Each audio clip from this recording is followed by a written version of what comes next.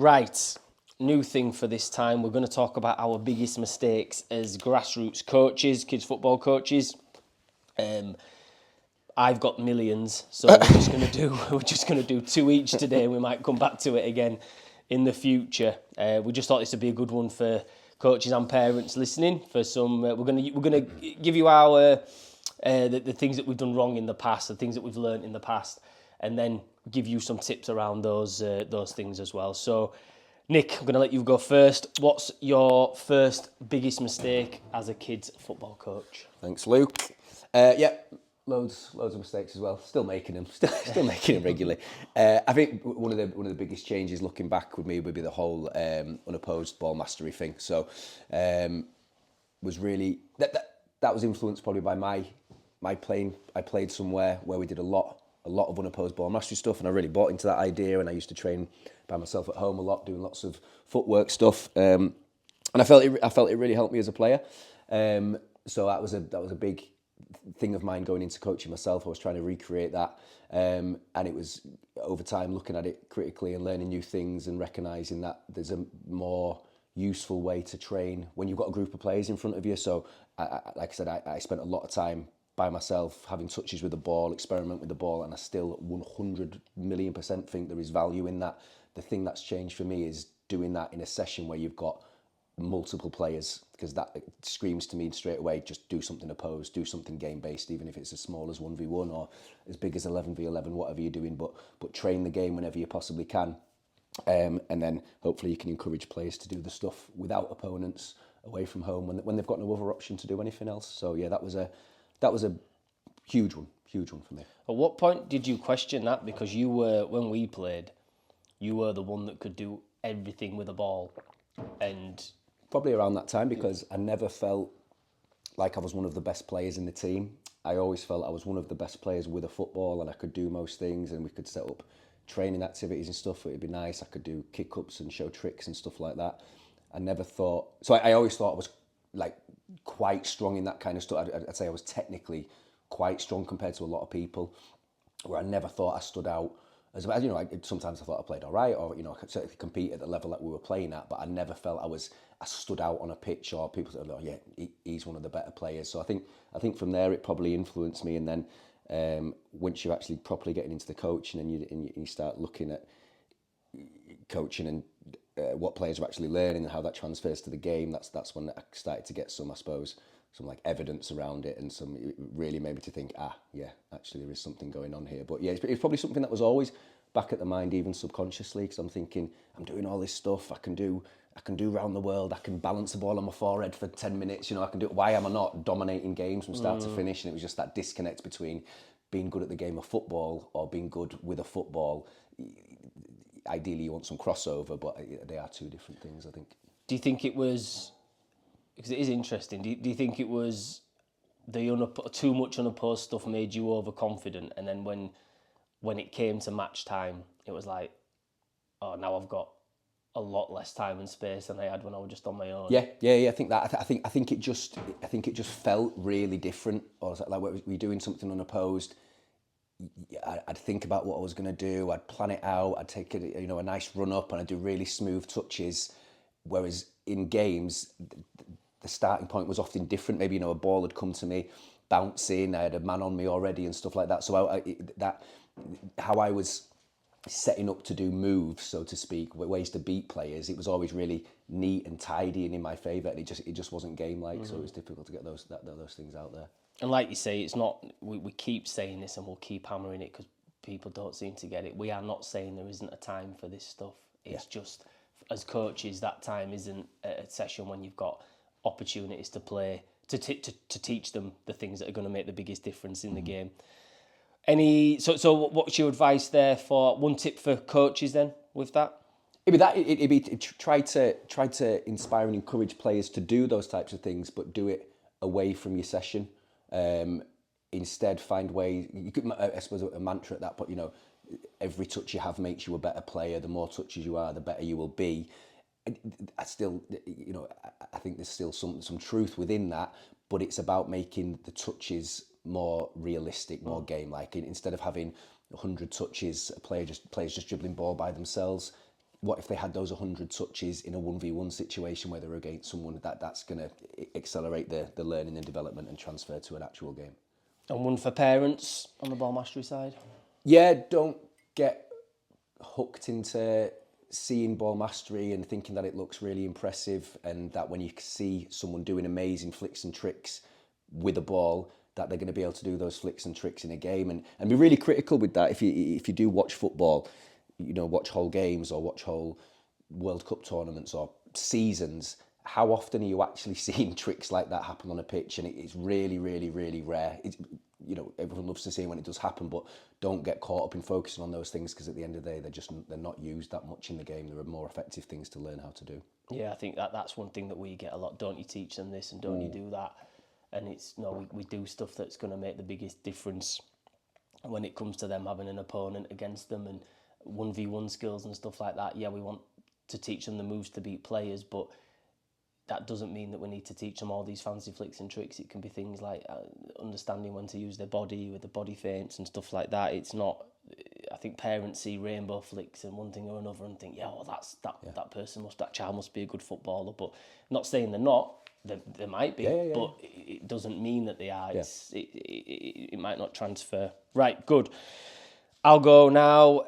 One for me is I cared far too much about how my session looked to parents, when really, certainly in the last couple of years, I've focused more on what is it actually doing, what's happening, is it making them better. I used to love when we did a lot of the ball mastery. It's like I had them all lined up and they were doing it same time, and it looked great. But then it was like, well, is it making them better at football? That's something that we started to ask ourselves. Certainly, I did.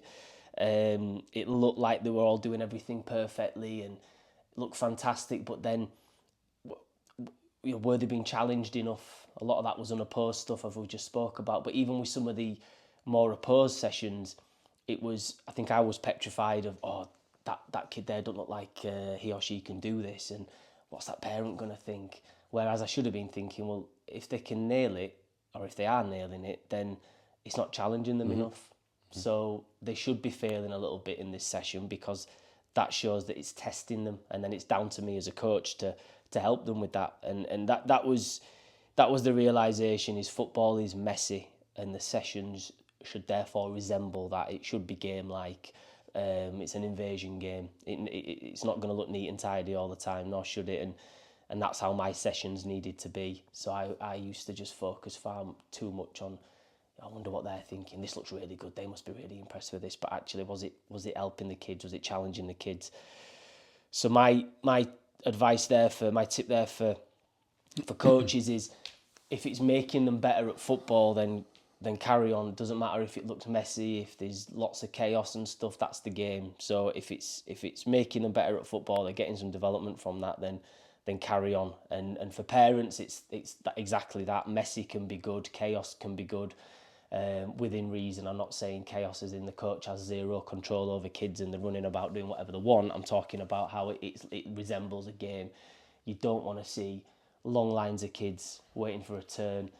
Coaches don't need to have all the mannequins and hurdles and ladders and poles and all that out and cones everywhere for a session to be a good session. It's like you said before, look at it objectively, take a step back, and are the kids playing something resembling football? Are they getting enough touches of the ball in a realistic way, and so on? So yeah, messy. For parents, messy can be good. Just because you're seeing all this fancy equipment and kids in nice neat lines doesn't mean that that's making them better at football. Oftentimes it's not. Your turn.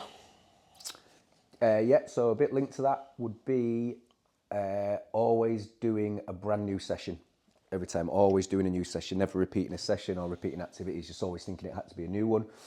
We talked before we came on here years ago when Mourinho was at Inter Milan. I remember seeing an interview from a player on Sky Sports News, and the player just said, got asked how it's been with Mourinho, and he said, oh yeah, it's amazing, we've never done the same thing twice.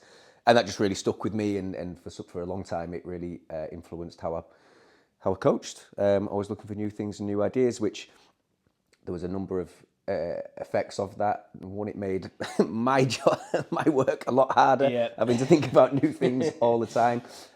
Secondly, and the bigger one is it definitely impacted player development time, because if you're having to explain a new activity each time you get your players in front of you, and bear in mind, we're talking about quite some time ago where, like you've just said, my activities would have been less just like a game of football, and there would have been more different moving parts to it and components and like instructions that players would have to follow about where to go and all this kind of stuff. So that would take time in a session to actually explain to players what this activity is supposed to run like and how it's supposed to go.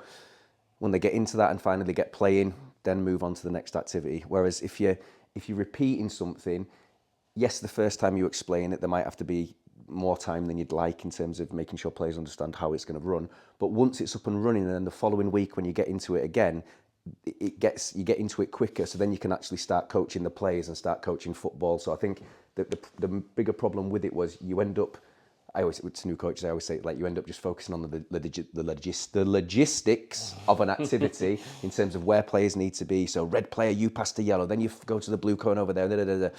That's not coaching, that's just setting up an activity.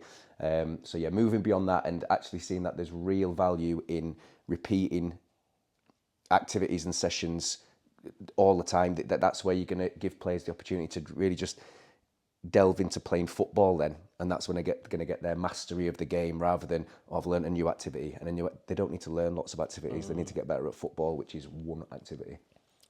Yeah, this is... we used to send ourselves mental, didn't we? Try to think of a different activity, and that every single week. I remember my one-to-ones were the same, and I might have, on a Friday and a Saturday, I might have maybe anywhere from 4 to sometimes 8 one-to-ones, and then every week it'd be, right, I need to change all these activities again. I might do 3 or 4 activities in there on top of the group sessions. And yeah, we just learned, didn't we, have they mastered that activity yet? The other thing would be sort of, I think some people do get worried about repeating activities and repeating drills, and going back to what I said there about caring too much about what parents think and what onlookers think, it's sometimes that as well, is, oh, I did this last week and I should change it. But the question now is, could you disguise that repetition as well? You can start with that activity, but can you maybe just make a tweak or two to a starting position or whatever? So it's essentially the same drill, you've just tweaked it slightly, but also going back to that point of, but have they mastered it yet? And if you say, right, we're doing this again this week, and your whole team goes, oh, then yeah, don't do it. yeah. Bleep test. Advice for coaches on that one? Yeah. Well, I suppose a big part of it, like you're saying there, you have that belief in yourself and what you're doing, and your driver should be, what are your players getting out of it, not what do other onlookers think about what's going on. Although, of course, that's a challenge, I do get that. So try to find have a think about what the activities that you're already doing, which ones are ticking the boxes in terms of it being close to the game, players are getting enjoyment out of it, and from there, just stick with that one and run with that one for a bit. Yeah, and I had course we did during lockdown online. It wasn't fantastic, it was all right, but one thing I did take from it was that guy he said he had 14 drills, 14 activities that he used. That was him, that he used, and he might adapt them and tweak them here and there, but he had 14, and I thought, yeah, I quite like that, whereby you've got this bank of your go-tos, your ones that you know that they work, you know that the kids love them, you know that they're developing them, and you've got them, and it just makes your life so easy, and you can almost have it on a rotation, can't you, then across the season. But then make those little tweaks, start with that as the foundation, then make those little tweaks so they do become a bit different or do disguise that repetition. But I quite like that, because there'll be plenty of coaches listening to this that were just like me and you, where we thought we had to have 1,000 different activities and it had to be changed every single week, and you can send yourself crazy trying to do it. Because actually, I actually think the end game in coaching is a point where you get your players, you put them into a game, and you coach that exceptionally well. You don't break away and split it off into smaller activities or drills. You just start with the game, and you have a real focus on what you're coaching on that week, but it just stays within the game like that. I think that's hard. I find it hard to see what could be better than that. Oh yeah, 100%. And for parents with that, any advice on that, repeating sessions? Yeah, speak to the coach. Are they repeating a session because they're being lazy and they can't be asked, or are they repeating a session because, like we're talking about, it's helping the players to spend that time playing the game, and it's an effective session. That's what it comes down to. And I'd say there as well is give them a break, because if you're dealing with a volunteer, then they've got everything else going on in their lives. They've got work, they've got family commitments, they've got all the admin that goes into running a junior football team. So if they've got a couple of sessions that they keep repeating over a few weeks, then just, as long as the kids are happy, as long as they're improving, then just leave them to it. That's the thing to think about, is give them a bit of a break. My last one for today is, I believe, one of my mistakes was, I believe that you could only get football knowledge from official football courses, so your FA stuff and what have you. When I first started, I think I was 16 when I did my level 1. Whatever the youngest was you could do it, I did it. And then I just tried to fly through everything that I could get my hands on in those, because I just thought that was it. That was the way that you did it. You might pull some activities from online or whatever, but in terms of getting your knowledge, it must all be on these courses. And I gained lots from it, but I think what I've learned in the last 3 to 4 years was way more than probably the previous 5 to 10. And a lot of that's come from stuff like what you've given us all to look at on the coaches training perspective. So thinking about, I remember you gave me the Rob Gray book about movement, how we learn to move and things like that. I learned so much just from reading that book, above and beyond many of the official courses that I'd been on. That was just from reading a book. I think about Football Coach Evolution, FCE, that we've now done for the last few years, and what we've taken from there. I mean, that is way beyond pretty much every course I've been, every official course I've been on. That has been absolutely unbelievable. But then things like, I never realised there were studies. I never realised that people studied football and sport. Scientists that actually looked at movement and how people learn and how people get better at a certain sport and a skill, skill acquisition, skill development. I never knew any of this until you started presenting us with some of the stuff, and again, like, it's just been completely eye-opening in a great way to think, oh wow, yeah, I did not know that. And these are people that their whole life is studying these things, and that's been fantastic. And then even stuff like the PE qualifications. I know it's not football specific, but doing those PE qualifications, learning more about things like not repeating the same activities if you need to, and mastery of skills and things like that. Even that's been a great thing, which I've learned a lot from.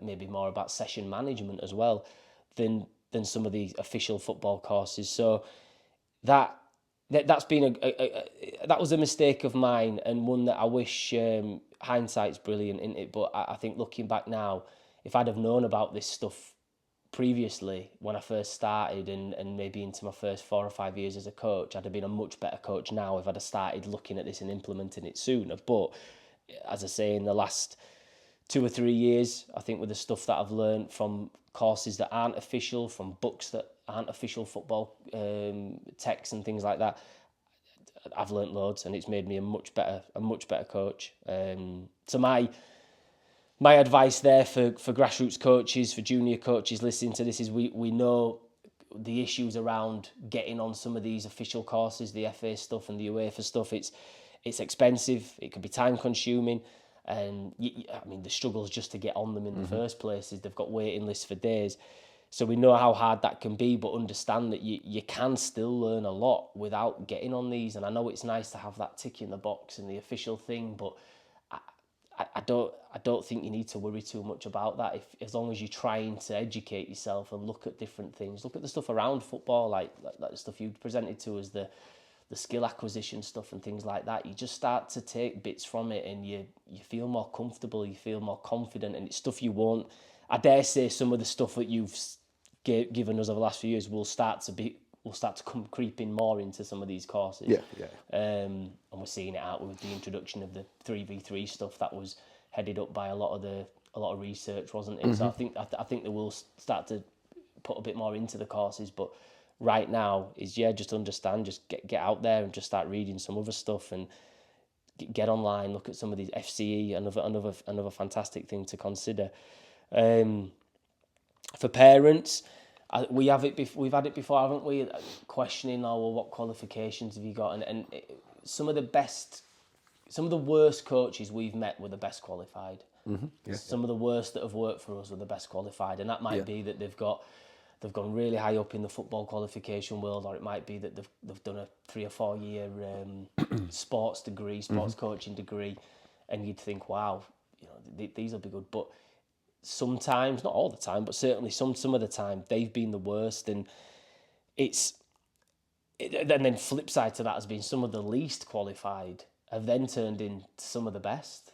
Yep. Absolutely unbelievable coaches that came to us with nothing. They just love what they're doing. They've listened. They've taken advice on board and training, and they're now the best, but certainly not the best qualified. And I think the questions there are, for a parent, would be: are your kids improving, regardless of the coach's qualification? Are the kids improving, and do they want to come back next week? And in my mind, there you've got a good coach, regardless of whether they're a UEFA Pro license or just starting on the level 1. If those kids are getting better at football and they want to come back next week, then in my eyes, that's a decent coach. Yeah. The bit of a caveat to it all is, if you've got people who are wanting to become coaches in the professional game and academies and stuff like that, then the qualifications, more than just a certificate, it's a minimum requirement to get in some places. Yeah. But again, if anything, those people who are wanting to go work at the higher level, more than anyone, they should be the ones engaging with the wider field, reading books and research and stuff like that, not just relying on that qualification. Because if you do, there are a lot of coaches who will do that. And again, I've got sympathy with them. It's not their fault. That's how the industry is packaged that way. It looks like it's a linear thing where you need to move up, getting your qualifications, and then more doors open the higher you go. So there's some truth to that. But you should definitely be, if that is the journey you want to go on, you should be doing everything you can to give yourself an edge. Because if you're just going qualification to qualification, so will lots of people. So how are you going to differentiate yourself from them? How are you going to be a better coach than them if you're just going through the same courses as they are? If you start going on different courses, ones that aren't officially recognised, or books, or whatever it is you can do, then that is going to give you a bigger knowledge base than other coaches. That is going to make you potentially a better coach. So yeah, there is, I do understand the desire for qualifications for some people wanting to go that way, but you're absolutely right with what you're saying, that they, if anyone, should be even more so looking elsewhere to improve. I think back in the day, it's maybe less so now. I think things have been changed slightly, but we know that it was a tick in the box exercise. It was, can we just fly through these courses as quick as possible? And I remember being on my on the B license with, I were very young at that time. I think I was only mid-20s, but then there were coaches younger than me on there as well, and I mean, that one caught me out completely, because that was the level 1 and the level 2. You were sort of, you could fly through it and get the workbooks done and things like that. That one, that actually did test your knowledge, and it tested you as a coach. And a good few of us got found out with that.